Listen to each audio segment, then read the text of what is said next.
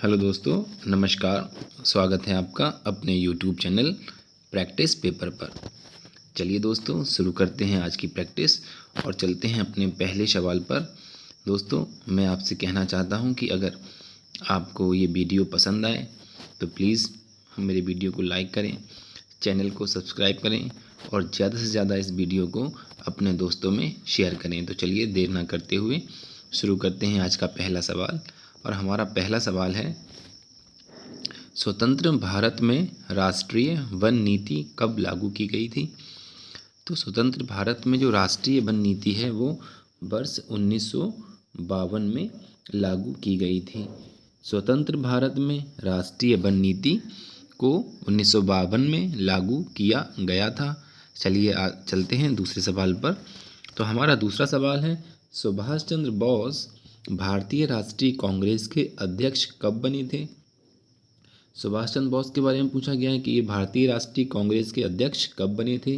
तो हरिपुरा अधिवेशन जो 1938 में हुआ था, वर्ष 1938 में जो हरिपुरा अधिवेशन हुआ था, इसी अधिवेशन में सुभाष चंद्र बोस जो थे राष्ट्रीय कांग्रेस के अध्यक्ष बने थे।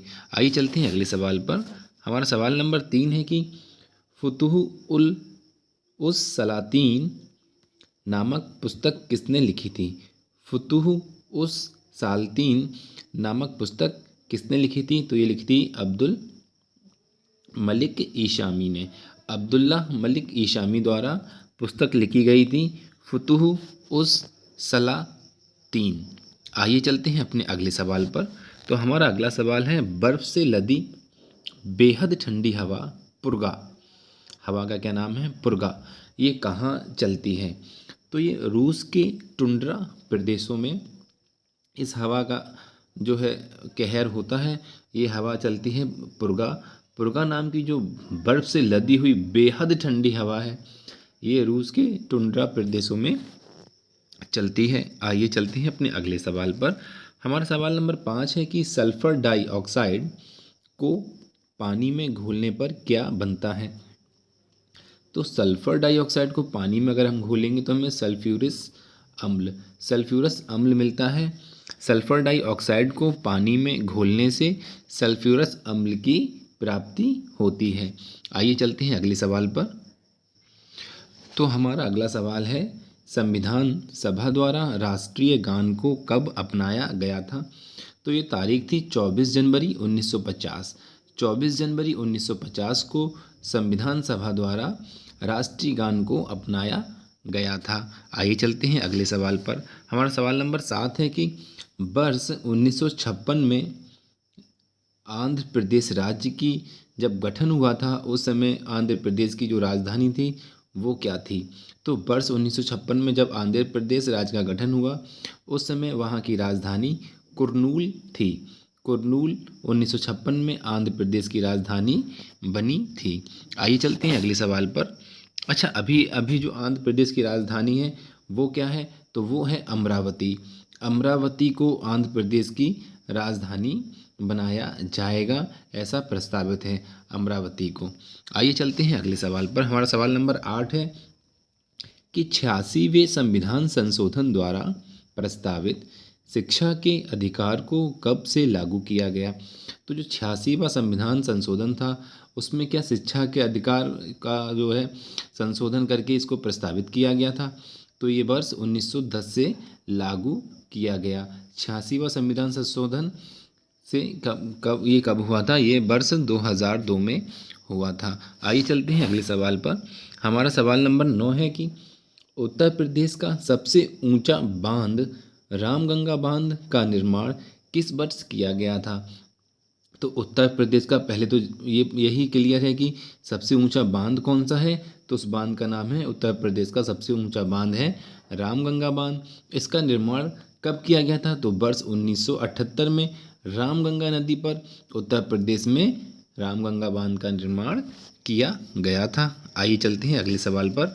सवाल नंबर 10 है कि अंतर्राष्ट्रीय महिला स्वास्थ्य दिवस कब मनाया जाता है? महिलाओं की स्वास्थ्य की देखभाल के लिए अंतर्राष्ट्रीय महिला दिवस मनाया जाता है। तो ये मनाया जाता है 28 मई को।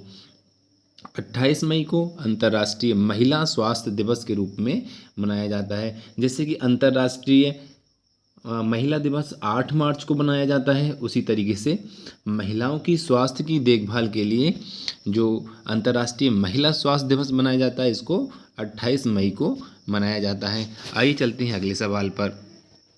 तो दोस्तों सवाल नंबर 11 है कि समुद्रगुप्त की दक्षिण विजय को क्या कहा जाता है। तो समुद्रगुप्त ने दक्षिण में जो अभियान किया उस विजय को कहते हैं ग्रहण मोक्षानुग्रह। ग्रहण मोक्षानुग्रह कहा जाता है। समुद्रगुप्त द्वारा की गई दक्षिण विजय को ग्रहण मोक्षानुग्रह कहा जाता है। आइए चलते हैं अगले सवाल पर। हमारा सवाल नंबर 12 है कि समुद्रगुप्त की दक्षिण विजय को तो ग्रहण मोक्षानुग्रह कहा गया है। तो सवाल नंबर 12 में पूछा गया है कि समुद्रगुप्त ने जो उत्तर में विजय जो की हैं उसको क्या कहा जाता है। तो उसको कहा जाता है राज्य प्रसभोद्धारण। राज्य प्रसभोद्धारण। समुद्रगुप्त की उत्तरी विजय को राज्य प्रसभोद्धारण कहा गया है और समुद्रगुप्त की जो दक्षिण की विजय है उसको उस दक्षिण की विजय को कहा गया है ग्रहण मोक्षानुग्रह। दक्षिण विजय को गुप्त की दक्षिण विजय को ग्रहण मोक्षानुग्रह कहा गया है और समुद्रगुप्त की जो उत्तर में जो विजय की गई हैं उनको राज्य प्रसभोद्धारण की कहा गया है। चलिए आगे चलते हैं। सवाल नंबर हमारा 13 है कि भारत में बुग्याल और पयार ये दो घास भूमियाँ हैं, बुग्याल नाम की और पयार नाम की घास भूमियाँ भारत में कहाँ पाई जाती हैं। तो ये भारत के उत्तराखंड राज्य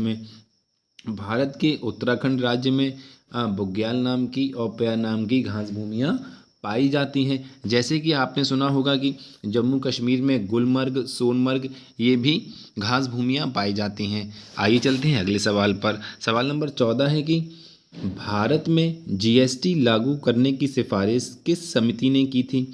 तो भारत में जीएसटी लागू की गई 1 जुलाई 2017 से लागू की गई है ना। तो ये जो जीएसटी जो लागू की गई थी वो विजय केलकर समिति की सिफारिश पर भारत में जीएसटी लागू की गई थी। आइए चलते हैं अगले सवाल पर। हमारा सवाल नंबर 15 है कि अम्बुबाची मेला भारत के किस राज्य में मनाया जाता है। यानी कि अम्बुबाची जो मेला है वो भारत के किस राज्य में लगता है या ये जो पर्व है अम्बुबाची मेले का पर्व ये कहाँ मनाया जाता है। तो ये असम में जो कामाख्या देवी का मंदिर है वहाँ पे अम्बुबाची मेले का आयोजन किया जाता है। आइए चलते हैं अपने अगले सवाल पर। तो दोस्तों हमारा सवाल नंबर 16 है कि भारतीय संविधान के किस भाग को मैग्ना कार्टा कहा जाता है। तो भारतीय संविधान का जो भाग 3 है, भाग 3 को भारतीय संविधान का मैग्ना कार्टा कहा जाता है क्योंकि भारतीय संविधान का जो भाग 3 है उसमें मूल अधिकार यानी कि मौलिक अधिकार दिए गए हैं और मौलिक अधिकारों का जो विचार है वो अमेरिका के संविधान से लिया गया है। आइए चलते हैं अगले सवाल पर। हमारा सवाल नंबर 17 है कि उत्तर प्रदेश में प्रथम खेल गांव की स्थापना कहाँ की गई थी। उत्तर प्रदेश की बात की गई है, प्रथम खेल गांव की बात की गई है। उत्तर प्रदेश में प्रथम खेल गांव की स्थापना आगरा में की गई थी। आगरा में उत्तर प्रदेश के प्रथम खेल गांव की स्थापना की गई थी। ऐसे ही उत्तर प्रदेश का जो ज़िला है मेरठ में क्या होता है कि वहाँ पर खेल कूद के सामान मेरठ में मनाए जाते हैं। लेकिन सवाल हमसे यहाँ पूछा गया था प्रथम खेल गांव की स्थापना, तो ये उत्तर प्रदेश के आगरा ज़िले में की गई थी। चलिए चलते हैं अपने अगले सवाल पर। हमारा सवाल नंबर 18 है कि रामसर स्थल जिसका नाम है आसन कंजर्वेशन रिजर्व किस राज्य में स्थित है। तो दोस्तों ये आसन कंजर्वेशन रिजर्व है, ये रामसर स्थल है और ये उत्तराखंड राज्य में स्थित है। उत्तराखंड राज्य में स्थित है आसन कंजर्वेशन रिजर्व जो रामसर सूची में शामिल है। आइए चलते हैं अगले सवाल पर। हमारा सवाल नंबर 19 है कि नाबार्ड की स्थापना 12 जुलाई 1982 को किस पंचवर्षीय योजना के दौरान की गई थी। तो जो नाबार्ड की स्थापना थी वो छठी पंचवर्षीय योजना के दौरान की गई थी, जो की गई थी 12 जुलाई 1982 को। 12 जुलाई 1982 को नाबार्ड की जो स्थापना की गई थी वो छठवीं पंचवर्षीय योजना के अंतर्गत की गई थी। आइए चलते हैं अपने अगले सवाल पर। हमारा सवाल नंबर 20 है कि धर्म गार्जियन, ये एक युद्धाभ्यास का नाम है धर्म गार्जियन। कह रहा है धर्म गार्जियन जो युद्धाभ्यास है वो भारत और किस देश के साथ होता है, यानी कि भारत भारत और सामने वाला देश कौन है, ये दोनों दोस्त दो द्विपक्षीय अभ्यास करते हैं। तो ये देश का नाम है जापान। जापान के साथ धर्म गार्जियन जो है युद्धाभ्यास होता है, भारत और जापान के साथ ये जो धर्म गार्जियन नाम का युद्धाभ्यास किया जाता है। आइए चलते हैं अपने अगले सवाल पर। तो दोस्तों हमारा सवाल नंबर 21 है कि गुप्त वंश के शासक, पूछा गया है गुप्त वंश के किस शासक को अश्वमेधकर्ता या फिर विक्रमांक की उपाधि दी गई थी। कौन सा शासक था जिसे विक्रमांक या अश्वमेधकर्ता की उपाधि दी गई। तो ये शासक था समुद्रगुप्त। समुद्रगुप्त को ही भारत का नेपोलियन भी कहा जाता है, और भारत का नेपोलियन के साथ साथ समुद्रगुप्त को अश्वमेधकर्ता या विक्रमांक भी कहा जाता है। समुद्रगुप्त की तो दक्षिण में जो विजय हुई थी उसको ग्रहण मोक्षानुग्रह की नीति कहा गया, और जो समुद्रगुप्त की उत्तर में विजय हुई थी उन विजयों को राज्य प्रस्बोधारण की नीति कहा गया। आइए चलते हैं अपने अगले सवाल पर। तो दोस्तों हमारा अगला सवाल है सवाल नंबर 22, और पूछा गया है गुलामगिरी नाम की जो पुस्तक है उसके लेखक कौन थे। गुलामगिरी पुस्तक है उसके लेखक कौन है। तो ये हैं ज्योतिबा फूले। ज्योतिबा फूले ने गुलामगिरी नाम की पुस्तक लिखी है। आइए चलते हैं अपने अगले सवाल पर। तो सवाल नंबर हमारा 23 है कि दक्षिण भारत की जो नदियां हैं उनको क्या है मुख्य रूप से उनका अपवाह तंत्र किस तरह का अपवाह तंत्र बनाती हैं। तो दक्षिण भारत की जो नदियां हैं वो वृक्षनुमा अपवाह तंत्र बनाती हैं। वृक्षनुमा मतलब आप अगर नदी ऐसे बह रही है फिर ये इधर चली जाएगी, इधर चली जाएगी, इधर चली जाएगी, ऐसे इस तरीके का अपवाह तंत्र बनाती हैं। तो दक्षिण भारत की जो नदियां हैं वो किस तरीके का अपवाह तंत्र बनाती हैं, वृक्षनुमा। वृक्षनुमा अपवाह तंत्र बनाया जाता है दक्षिण भारत की नदियों के द्वारा। आइए चलते हैं अपने अगले सवाल पर। हमारा सवाल नंबर 24 है कि धारिता का मात्रक क्या है। जो धारिता है इसका मात्रक क्या है। तो धारिता का मात्रक होता है फैराड। फैराड जो मात्रक है वो धारिता का है। आइए चलते हैं अपने अगले सवाल पर। हमारा सवाल नंबर 25 है कि हड़प्पा सभ्यता का दक्षिणतम बिंदु दायमाबाद, यानी कि हड़प्पा सभ्यता जो त्रिकोणीय सभ्यता थी, तो त्रिकोणीय सभ्यता में जो सबसे जो दक्षिणतम बिंदु जो था वो दायमाबाद जो था वो भारत के किस राज्य में स्थित है। तो यह महाराष्ट्र में। दायमाबाद हड़प्पा सभ्यता का जो दक्षिणतम बिंदु है वो महाराष्ट्र में स्थित है। आइए चलते हैं अपने अगले सवाल पर। हमारा सवाल नंबर 26 है कि गौतम बुद्ध से संबंधित शाक्य गणराज्य, ये शाक्य गणराज्य का जो संबंध है वो गौतम बुद्ध से है, और ये उत्तर प्रदेश के किस जनपद के अंतर्गत आता है। यानी कि वर्तमान स्थिति पूछी गई है कि शाक्य गणराज्य जो है जो गौतम बुद्ध से संबंधित है वो उत्तर प्रदेश के किस जिले के अंतर्गत आता है। तो हमको पता है कि गौतम बुद्ध के जो बचपन का नाम था वो सिद्धार्थ था, और उत्तर प्रदेश का जिला भी सिद्धार्थनगर जिले में जो है जो शाक्य गणराज्य आता है। आइए चलते हैं अगले सवाल पर। तो दोस्तों हमारा सवाल नंबर 27 है कि यापनीय समुदाय किस धर्म से संबंधित है। तो यापनीय नामक जो समुदाय है, यापनीय समुदाय वो जैन धर्म से संबंधित है। यापनीय समुदाय किस धर्म से संबंधित है, जैन धर्म से संबंधित है। आइए चलते हैं अगले सवाल पर। हमारा सवाल नंबर 28 है कि सिराज हिंद किस नगर को कहा जाता है। तो ये उत्तर प्रदेश में स्थित है ये नगर। उस नगर का नाम है जौनपुर, जहाँ पर अटाला मस्जिद है, जहाँ पर सरकी वंश जो है शासन करता था। उस वंश को शर्की वंश जहाँ पे शासन करता था उस शहर को क्या कहा जाता है, जौनपुर। जौनपुर कहा जाता है। सिराज ए हिंद का जो असली नाम है वर्तमान में वो क्या है, जौनपुर है। आइए चलते हैं अपने अगले सवाल पर। हमारा सवाल नंबर 29 है, एक लेख है कि मैं नास्तिक क्यों हूँ। मैं नास्तिक क्यों हूँ, ये लेख किसने लिखा था। तो दोस्तों ये जो लेख लिखा गया है मैं नास्तिक क्यों हूँ, ये लिखा गया है भगत सिंह, सरदार भगत सिंह के द्वारा। सरदार भगत सिंह के द्वारा लेख लिखा गया है मैं नास्तिक क्यों हूँ।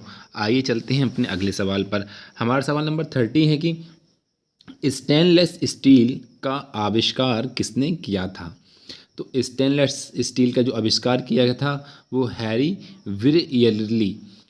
विरयली ने स्टेनलेस स्टील का आविष्कार किया था। आइए चलते हैं अपने अगले सवाल पर। सवाल नंबर 31 है अंतरिक्ष में कुल कितने तारामंडल हैं। यानी कि हमारे ब्रह्मांड में पूछा गया है कुल कितने तारामंडल हैं। तो 89 तारामंडल यानी कि 89 तारामंडल हैं अंतरिक्ष में। अंतरिक्ष में कुल 89 तारामंडल स्थित हैं। आइए चलते हैं अपने अगले सवाल पर। सवाल नंबर 32 दिया गया है कि बांदीपुर राष्ट्रीय उद्यान कहाँ स्थित है। तो बांदीपुर राष्ट्रीय उद्यान मैसूर यानी कि कर्नाटक में स्थित है। बांदीपुर राष्ट्रीय उद्यान कर्नाटक के मैसूर में स्थित है। आइए चलते हैं अपने अगले सवाल पर दोस्तों। तो हमारा सवाल नंबर 33 है कि किस संविधान संशोधन द्वारा शहरीय स्थानीय शासन को संवैधानिक दर्जा प्रदान किया गया था।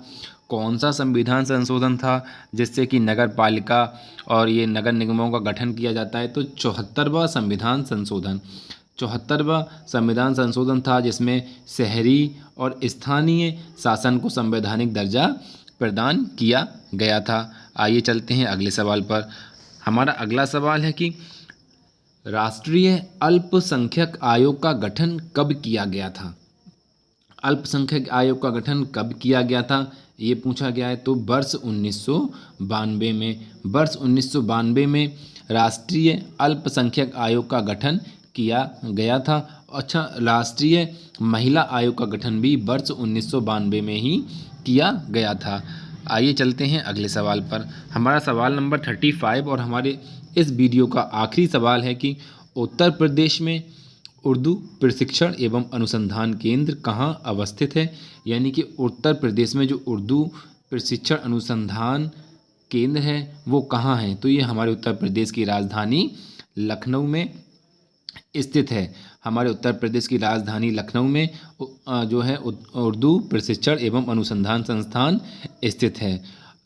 और हमारा जो प्रदेश की जो द्वितीय भाषा है राजभाषा वो हमारी उर्दू ही है।